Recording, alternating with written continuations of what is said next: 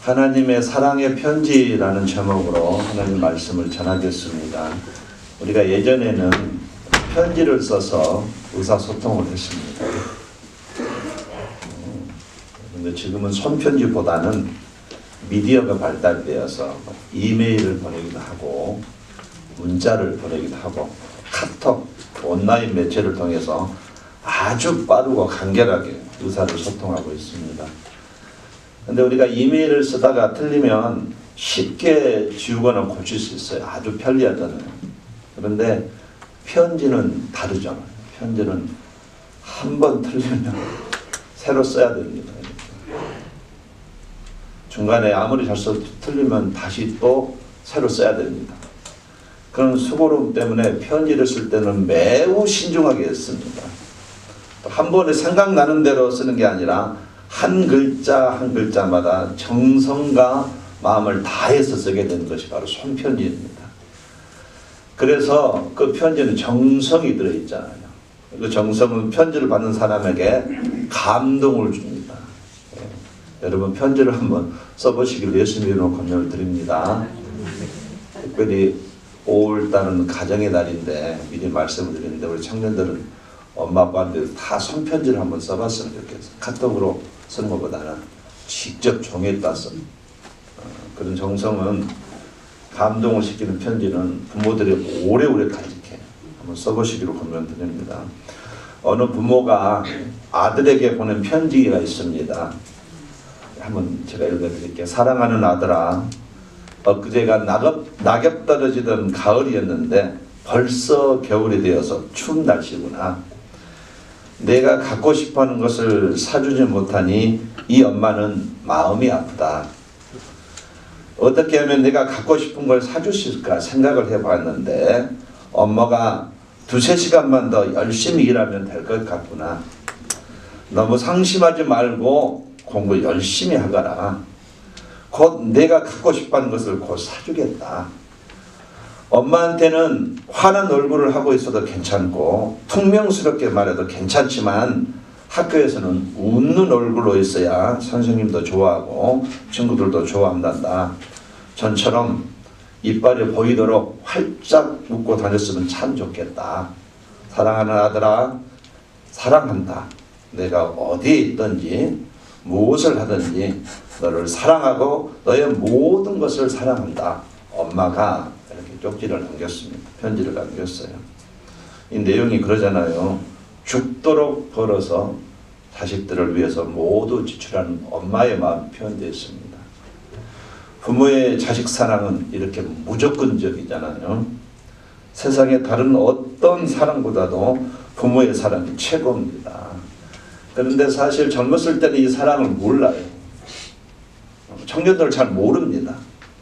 몰라요. 오히려 아버지가 좀 부족한 듯 하면 무시하는 경향이 있잖아요. 그러나 여러분이 나중에 나이 먹어보세요. 아, 그때 내가 잘못했구나 느낍니다. 청년들 너무 우리 무시하지 마시기 바랍니다. 아멘 하세요. 여러분들 나중에 다 머리가 빠지고 이빨이 빠져요. 그때 여러분 아들들이 자식들이 무시하면 그때 아 내가 그때 아버지를 너무 심하게 대했구나 느끼게 되는 것이요. 내가 저리게 느낍니다. 분명한 것은 여러분의 부모님은 여러분 너무 사랑한다는 사실이에요. 때로는 방법이 전달이 미숙해서 전달이 안 될 수도 있지만 너무너무 사랑한다는 사실. 눈에 넣어도 아프지 않을 정도로 사랑한다는 사실입니다. 세상에서 어떤 사랑보다도 부모의 사랑이 아주 최고입니다. 이거는 명백한 사실이에요. 그런데 이 부모의 사랑을 통해서 우리는 하나님의 사랑을 어느 정도 부분적으로 알 수가 있습니다. 하나님의 사랑이 어떤 것인가요? 나의 죄값을 치르기 위해서 세상에 예수를 보내시고 십자가에서 내가 죽어야 하는데 나 대신 죽게 하시기까지 하시는 사랑이에요. 우리가 이것을 믿음으로 이것을 인정함으로 우리가 구원을 받습니다. 우리가 한 거 아무것도 없잖아요. 그래서 예수를 믿는다는 것은 하나님의 사랑을 믿는다는 것이에요. 내가 오늘부터 예수를 믿습니다 하면 나는 하나님의 사랑을 오늘부터 믿겠습니다. 그 고백인 것입니다. 그리고 하나님은 지금도 성령을 보내셔서 나를 계속 사랑하고 계십니다. 이걸 그래서 성경은 놀라운 사랑이라고 그러잖아요. 세상의 논리로 이해할 수 없는 사랑. 왜 그러냐면 하나님의 사랑, 우리가 생각하는 것 밖에 있는 사랑이기 때문에 우리의 머리로는 이 사랑을 이해할 수가 없는 것이에요. 그냥 우리가 가슴으로 느낄 때만 이 사랑이 받아들여집니다. 계산이 맞아떨어지는 것이에요. 하나님의 사랑이 기록된 것이 바로 성경입니다. 그래서 성경은 우리를 향한 하나님의 사랑의 편지, 좀 심한 말로 하나님의 연애 편지라고 말을 하는 것입니다. 하나님은 우리가 말씀을 통해서 하나님의 사랑을 알고 깨달아서 그 사랑에 힘입어서 오늘도 삶을 회복하고 인생길을 가게 하려고 성경을 기록했습니다. 그래서 우리는 이 하나님의 사랑의 편지인 성경 말씀을 읽고 묵상하면 하나님의 사랑을 알 수가 있는 것이에요.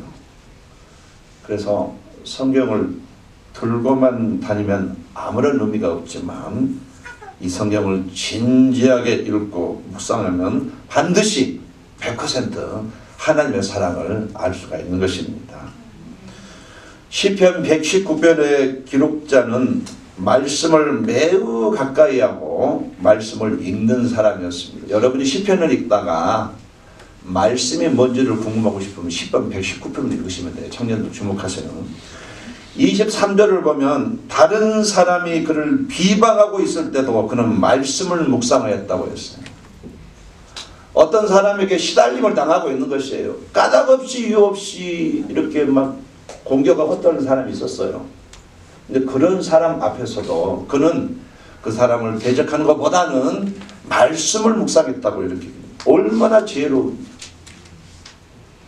또 83절에서는 오랜 고통으로 말미암아서 자신의 영혼 육이 연기에 찌들여서 쭈글쭈글하게 된 가죽부대처럼 되어서 그만큼 괴로움에도 불구하고 그는 그 순간에도 말씀을 잊지 않았다고 말하면서 한마디로 시간에 관계없이 상황에 관계없이 말씀을 잊지 않고 말씀을 가까이 했다. 밤낮으로 말씀을 읽고 되뇌이며 묵상했다라고 그가 고백하고 있습니다. 지루하고 재미없고 성경만 보면 졸음이 오는데 관심도 없는데 이걸 꼭 읽어야 합니까? 드라마가 훨씬 좋은데 요즘에는 넷플릭스만 키면요 뭔 지구촌의 드라마는 다 볼 수 있어요. 영화관 갈 필요 없고 이렇게 재밌는 세상 꼭 내가 그 시간에 성경을 읽게 하겠으니까 물을 수 있습니다. 밖에 나가면 놀거리 너무 많고 재밌는 것 너무 많은데 꼭 내가 책상에 앉아서 성경을 읽어야 되겠습니까? 라고 생각할 수 있어요. 성경은 하나님이 나에게 보내신 하나님의 사랑의 편지이기 때문에 우리는 읽어야 돼요. 말씀이 주는 유익이 분명히 있기 때문에 우리는 성경을 읽어야 하는 것입니다. 오늘 본문 1절 2절 말씀, 행위가 온전하여 여호와의 율법을 따라 행하는 자들은 복이 있으며 여호와의 증거들을 지키고 전심으로 여호와를 구하는 자는 복이 있도다. 쉽게 얘기해서 말씀에 따라서 행하는 자가 복이 있다는 것입니다. 사람들은 모두 행복을 추구하는데 그 참된 행복이 바로 오직 하나님의 말씀을 읽고 행하는 자에게만 주어진다는 것이에요. 성경은 행복은 하나님께로부터 온다, 분명히 온다고 말을 하고 있습니다. 이 말은 세상의 기준으로는 절대로 이해할 수가 없는 말이에요. 내가 하고 싶은 것을 하는 것이 행복이고 내가 하고 싶은 것을 하지 못하게 되면 그것은 행복의 장애물이라고 생각하는데 그런데 하나님 말씀은 그렇지 않다고 말합니다. 행복은 오직 나를 창조하신 하나님께서 제시하신 길을 따라갈 때만 얻을 수 있어서 말씀을 따라 행하는 자들이 행복 있는 사람이라고 성경은 말하고 있는 것이에요. 오직 하나님의 말씀만이 나를 참된 행복으로 인도한다. 인정하시면 아멘 하시겠어요? 성경은 그렇게 말한다는 것이에요. 오직 하나님의 말씀만이 나를 행복으로 한다. 하나님으로부터 행복이 나온다는 것이에요. 돈을 벌면 행복하지 않았는데 그게 아니라는 얘기입니다. 사랑의 편지 성경을 읽으면 좋은 일이 있습니다. 할렐루야. 아멘. 행복이 여기에 있다고 분명히 말하고 있습니다.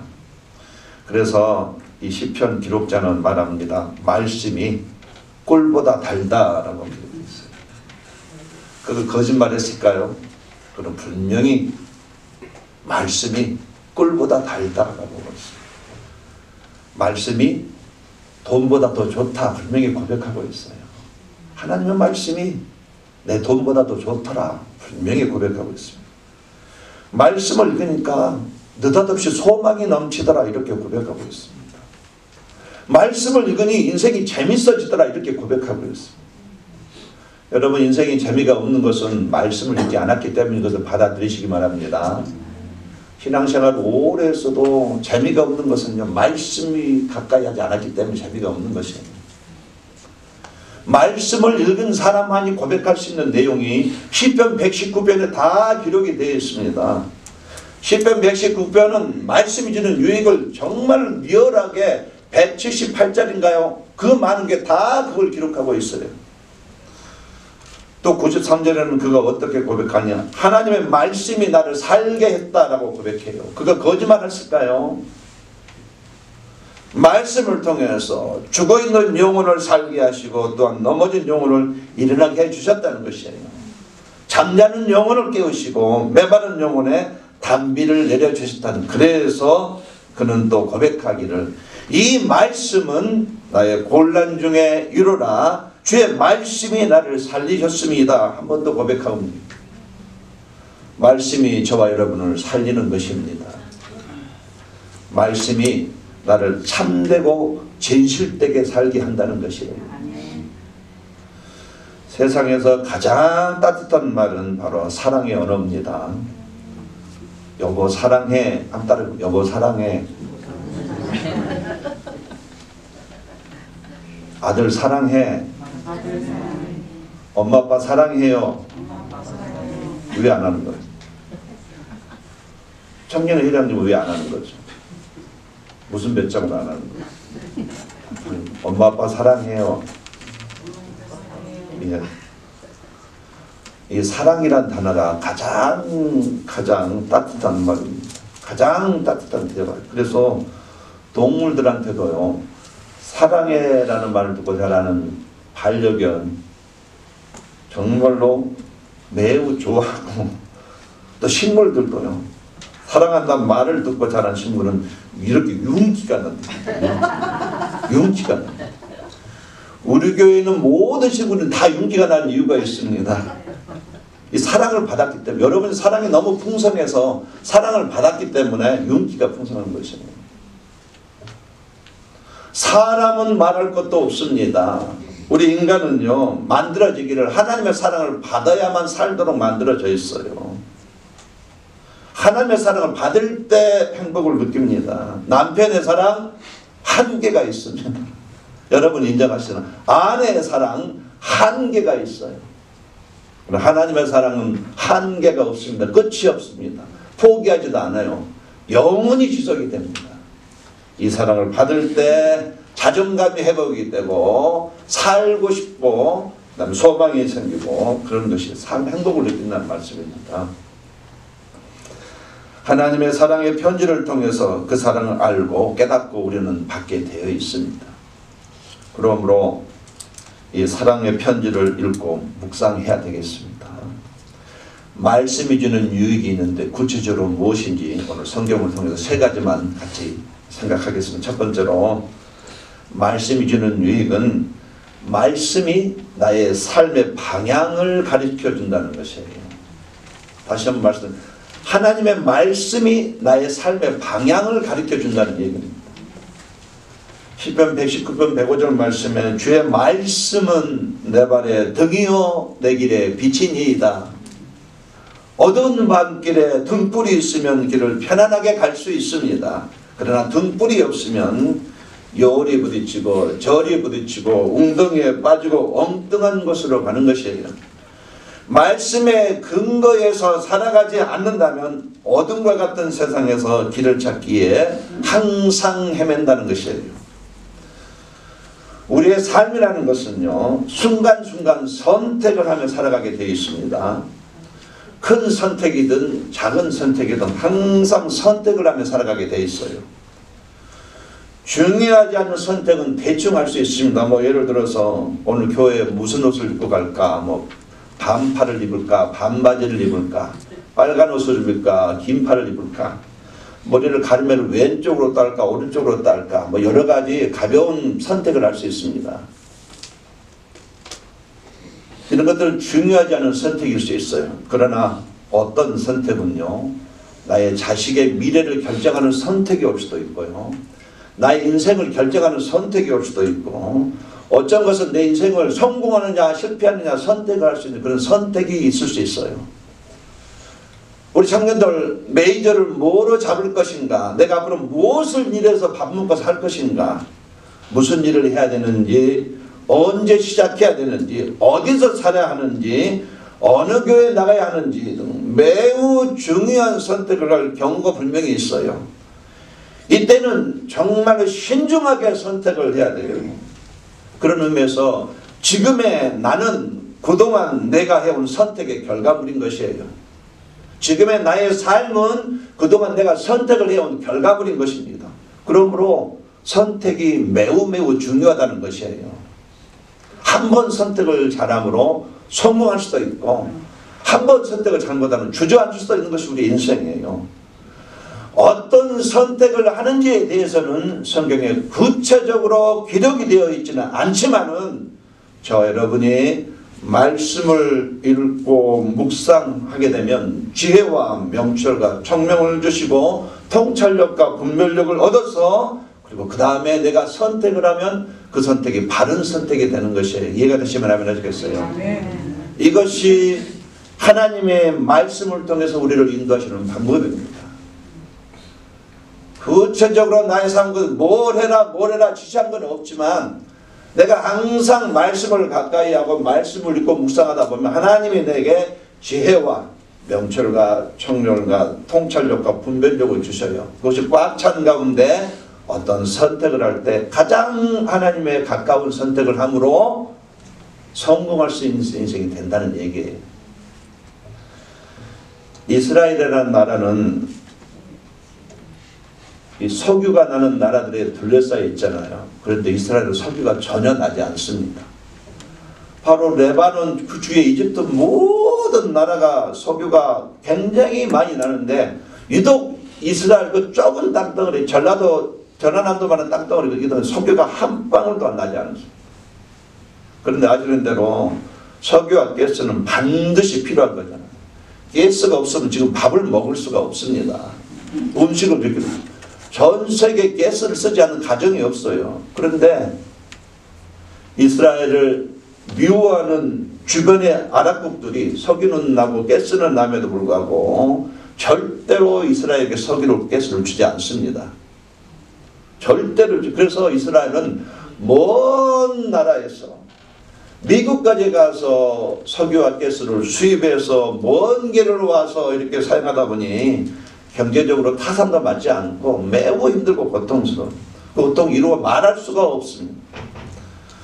주변 아랍국들은 석유가 펑펑 나는데 이스라엘 땅에는 석유가 한 방울도 나오지 않는 것을 보고 항상 이스라엘 사람들이 왜 그럴까 한탄을 하잖아요.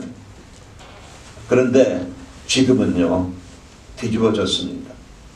10년 전부터 역전이 됐어요. 지금은 이스라엘 민족이 오히려 가스와 석유를 수출하는 나라가 되었어요. 이 석유를 발견한 사람이 있습니다. 소련에서 이민을 온 유대인 청년이었습니다. 이름은 루스킨이라는 청년인데, 이제 그가 자기 부모들의 고향 이스라엘 땅으로 다시 소련에서 이민을 온 것이에요. 이스라엘 막상 와보니까 이 사람이 어떤 사람이냐면 지질학과를 졸업한 후에 석유 채굴 회사에서 10년 동안 근무한 사람이었어요.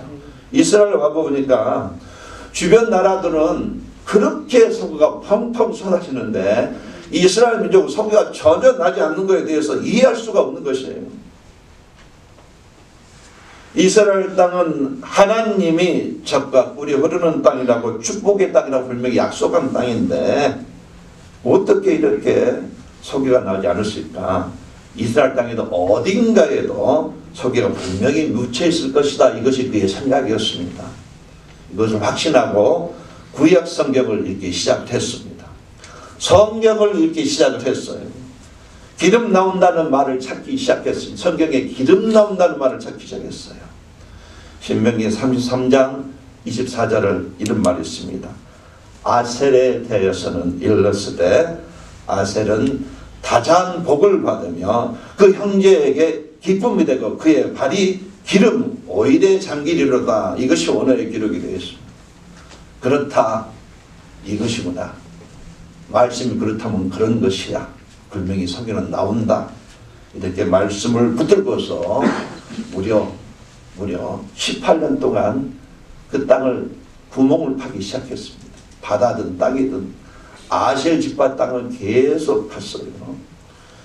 드디어 18년 만에 석유를 발견했습니다. 그래서 이스라엘 민족이 무려 100년간 사용할 수 있는 양의 유전을 찾게 되었어요.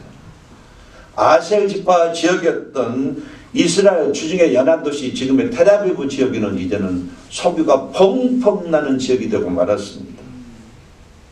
이것이 저와 여러분이 성경을 읽는 이유입니다. 할렐루야. 이 삶이 오늘 우리에게 똑같이 적용이 되는 것이에요. 하나님의 말씀은 나에게 정확한 삶의 방향을 가르쳐 줍니다.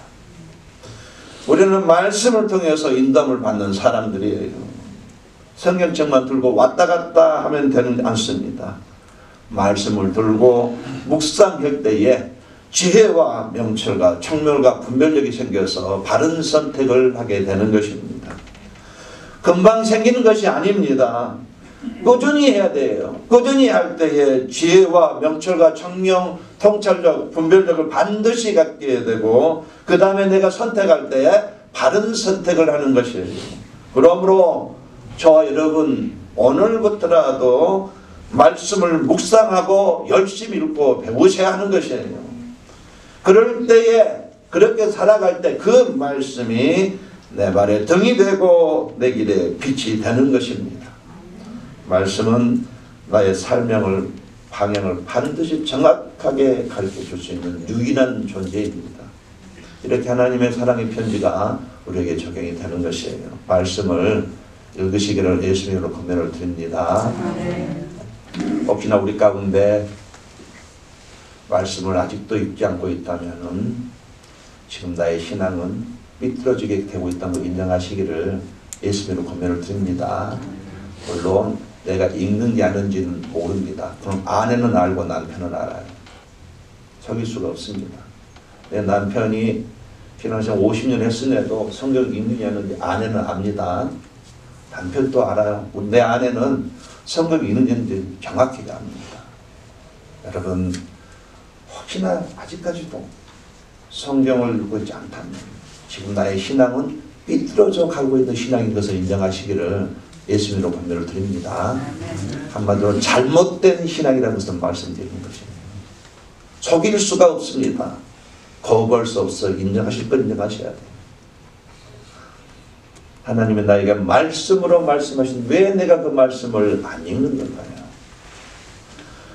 두 번째로 말씀이 주는 유익은 말씀만이 나를 죄에서 보호해 줍니다. 오직 하나님의 말씀만이 죄의 공격을 막아주고 나를 보호해 주는 것이고 우리가 죄를 지으면 기쁨을 잃어버립니다. 죄를 지으면 하나님과의 교제가 끊겨 사람과의 관계도 교제도 망가지게 되어 있어요. 죄를 지으면 기도 응답이 없습니다. 죄를 지으면 징계는 반드시 오게 되어 있어요. 이런 일이 생기기 전에 죄의 공격으로부터 나를 막아내는 것이 오직 한 가지 하나님의 말씀만이 있다고 시편 기자는 성령은 이렇게 우리에게 가르치고 있습니다. 죄를 이기고 싶은가요? 말씀을 붙잡기 전에는 이길 수가 없습니다. 시편 119편 9절 말씀 청년이 무엇으로 그 행실을 깨끗게 하리까 주의 말씀을 따라 삼갈 것이니이다.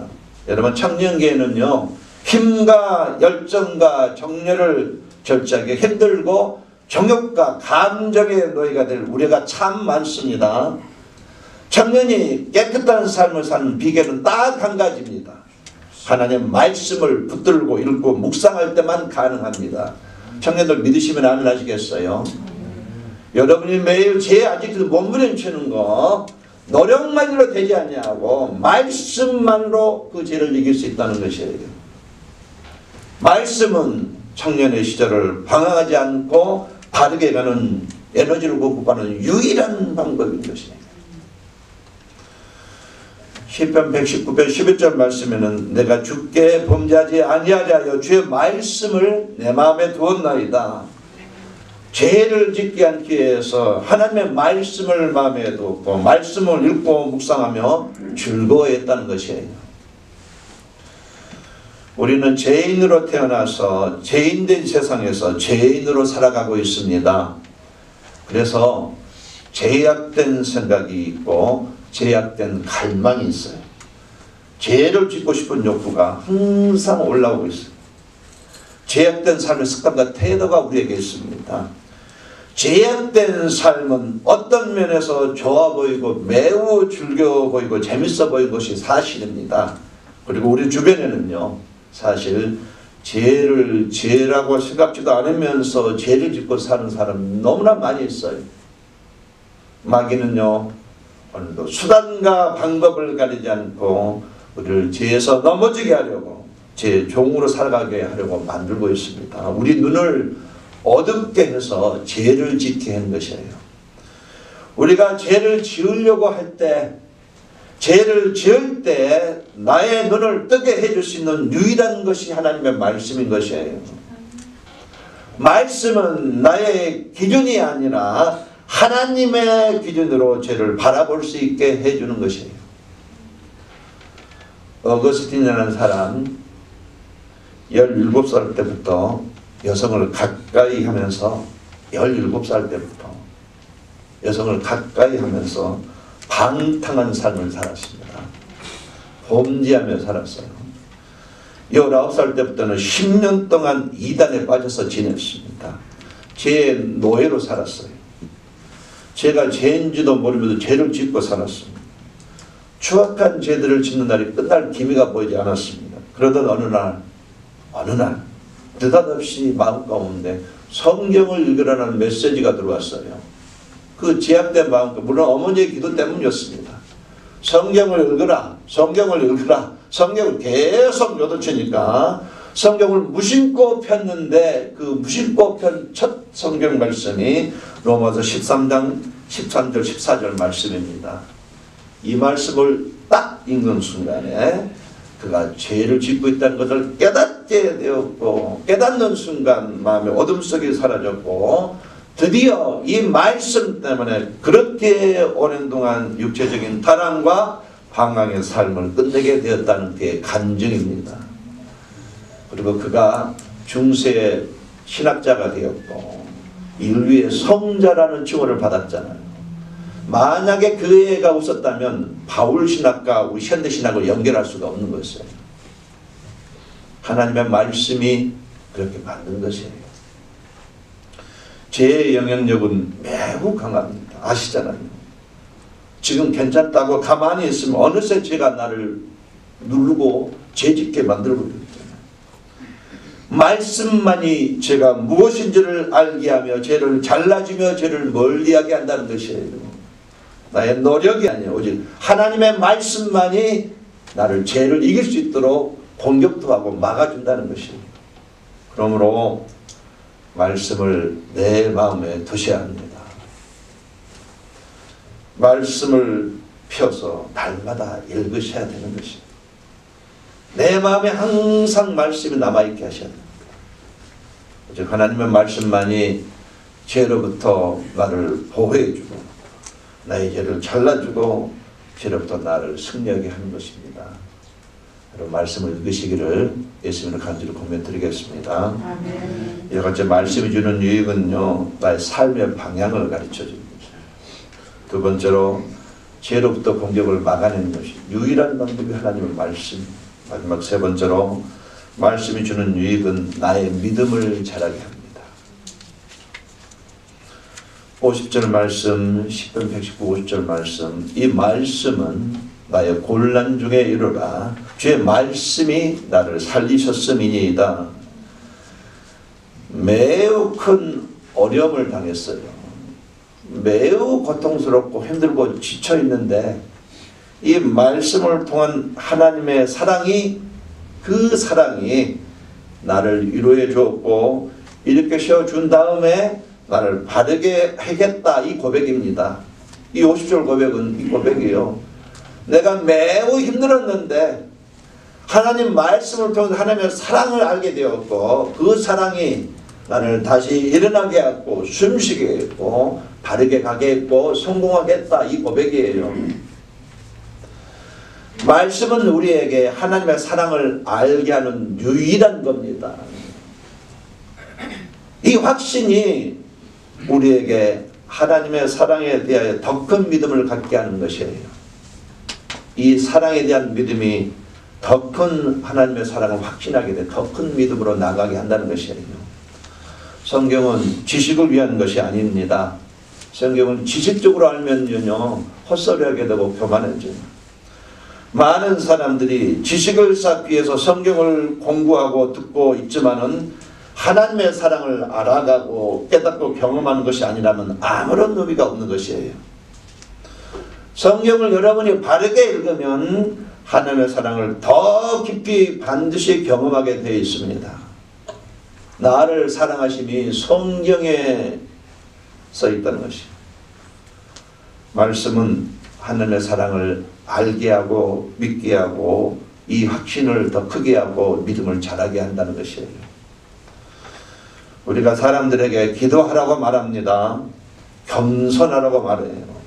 인격을 갖추세요라고 말합니다. 섬기세요라고 말하는데 그러나 이것보다도 먼저 해야 될 것이 하나님의 사랑을 알려주는 것이 먼저예요. 하나님의 사랑을 깨닫게 하는 것이 먼저입니다. 이 사랑을 정말로 경험하게 된다면 기도하지 말라고 해도 기도하게 되어 있습니다. 찬송하지 말라고 해도 힘있게 찬송하게 되어 있습니다. 이 사랑을 진짜로 경험하게 되면 사람을 귀하게 여기고 그렇게 무시하지 않습니다. 어느 누구도 하나님이 소중히 여기는 그 사람을 나도 똑같이 귀하게 여기고 함부로 대하지 않습니다. 이 사랑을 알게 되면 비로소 그때 인격이 변하기 시작해요. 이 사랑을 알게 되면 진짜로 다른 사람을 섬기며 살아가게 되는 것입니다.